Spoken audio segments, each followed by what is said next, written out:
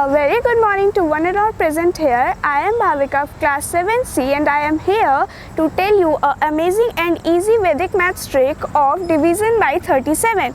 So, how to divide any number which is repeated 3 times divided by 37. So, first we will take last number of the example and the first digit of the 37.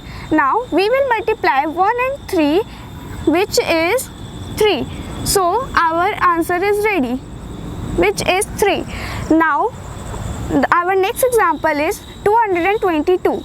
In this, the last number is 2 and the first number of 37 is 3. Now we will multiply 2 into 3, which is 6. So our answer is 6.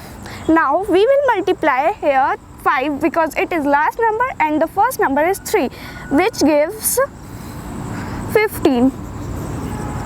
Thank you.